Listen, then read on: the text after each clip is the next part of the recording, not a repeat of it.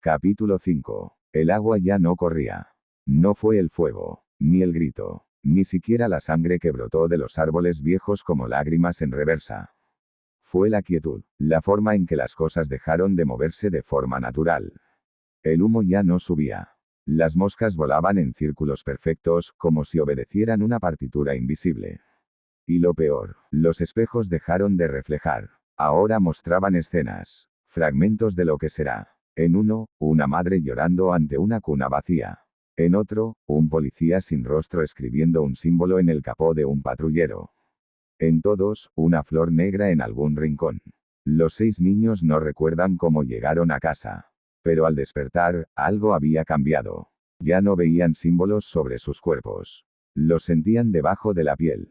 Grabados en calor. Cuando cerraban los ojos, los símbolos parpadeaban como luciérnagas rojas. Y con ellos, vinieron las consecuencias. Darren dejó de soñar con Luca. Ahora soñaba con él mismo, siendo observado.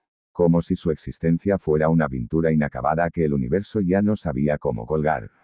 Tenía miedo de dormir, no por pesadillas, sino por despertar como otro trazo más. Sophie dejó de escribir. Las palabras no se le escapaban. Simplemente, se escribían solas.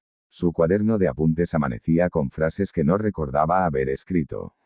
Lo hermoso nace cuando el dolor encuentra forma. Si los cuerpos sangran, es porque aún pueden dibujarse. Su madre encontró una de esas frases. Y dejó de hablarle, no por odio, sino por miedo a verla convertirse en algo que ya no podía nombrar. Amir ya no contaba los pasos. Contaba los errores del mundo. La grieta del azulejo en el pasillo. La respiración asincrónica de su madre al dormir. La vibración mínima del televisor, incluso apagado. Y en todos, un patrón. Un símbolo repetido en fractales. El mismo que vio en sus sueños. Y en su propia córnea. Marina despertó con el cabello empapado. No en agua, en tinta. Tinta que salía de su cuero cabelludo cada vez que se enojaba. Ahora escribía poemas sin querer. En las paredes, en los cuadernos, en los vídeos empañados. Y todos hablaban de algo que no existía. O que no debía existir.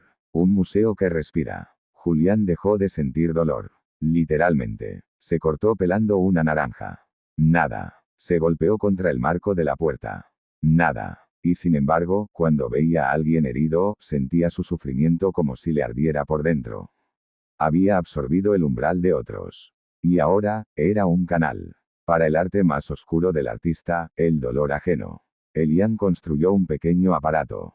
No sabía qué hacía, pero sentía que tenía que hacerlo. Tenía luces, y agujas, y un fragmento de hueso que no sabía de dónde salió. Cuando lo activó, el aparato mostró una imagen. Un mapa. Y en el centro, Montedrach. Alrededor, manchas oscuras. Como si el pueblo fuera un núcleo, y el mundo una tela donde la tinta comenzaba a expandirse. Lo vieron todos al mismo tiempo. A las 3:17 de la madrugada p.m., donde antes estaba un terreno baldío, ahora había un edificio. No construido. Insertado. Como si alguien lo hubiese dibujado sobre el mundo real. Un museo antiguo, con arquitectura imposible, ventanas que daban hacia adentro, columnas que se curvaban como espinas, puertas sin marco, fachadas sin simetría. No tenía nombre, pero una placa rezaba. Galería de las obras aún no vividas. Y al pie, entrada solo para los firmados. Sophie lo supo antes que nadie. Era una invitación. El profesor Velarde llegó a la escuela con un sobre cerrado. Lo dejó en el casillero de cada niño. Nadie supo cómo los consiguió. Ni siquiera si conocía sus direcciones. Solo el sobre. Y dentro, una foto. Blanca y negra. Fechada en 1983.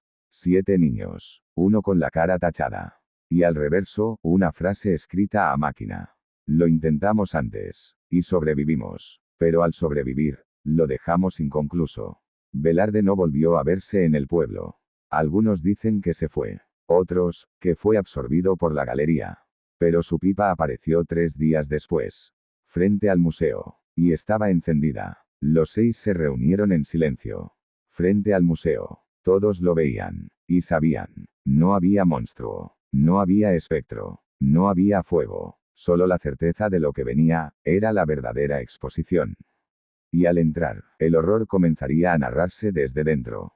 Como si ellos ya no fueran los protagonistas, sino las obras. Y el mundo, los espectadores.